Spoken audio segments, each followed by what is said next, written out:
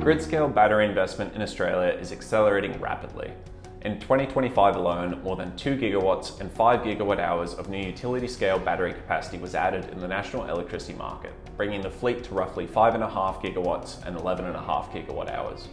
But as the market evolves, investors are asking a key question: what battery duration is most optimal? While batteries in the NEM today average just over 2 hours in duration, new projects are increasingly shifting towards longer durations. In this week's Thinking Energy video, I'll explore how much revenue shorter and longer duration systems could have captured in 2025, as well as what market conditions help them thrive.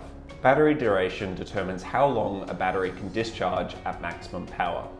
As renewable penetration increases and coal exits the NEM, the market is likely to see sustained periods of both high and low prices as supply and demand move out of balance for longer. Longer duration batteries are structurally better positioned to capture value across these extended price periods. However, increasing storage duration does introduce some trade-offs. Developers can either add more storage capacity to be able to discharge at full power for longer, however this increases system costs.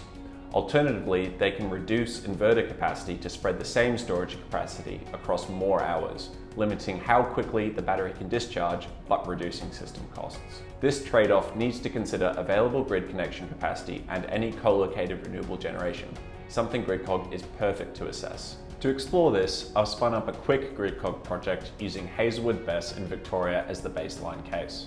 Hazelwood has around 150 megawatts of power capacity and 1 hour of storage, giving it 150 megawatt hours of energy capacity. For this backtest, we are using 2025 wholesale and FCAS pricing. To test a longer duration alternative, Scenario keeps the same power capacity but extends duration to 4 hours, increasing storage capacity to 600 megawatt hours. Our battery is limited to cycling once per day on average and is dispatched with uncertainty applied. For this backtest, we're purely focusing on revenue outcomes, so capital costs aren't included in this comparison. Let's run a simulation and jump to the results. As expected, the longer duration system captures substantially more revenue, with the 4-hour asset earning roughly 23 million compared to around 11 million for the actual Hazelwood BESS.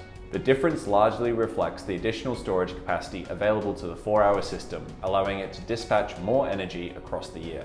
A more useful way to understand the operational value of longer duration is to look at how systems perform during individual high pricing events. Let's jump into the Wholesale Energy tab and look at June 12th, a day where this advantage can be easily highlighted. Spot prices stayed above $10,000 per megawatt hour for several hours, and in this case, the Hazelwood BESS discharged all of its capacity and ran out of storage while prices were still significantly elevated. When we switch to the 4-hour system, it discharges across almost the entire event, efficiently capturing more revenue for that day. This example highlights how longer duration batteries are naturally better positioned to capture sustained periods of elevated pricing.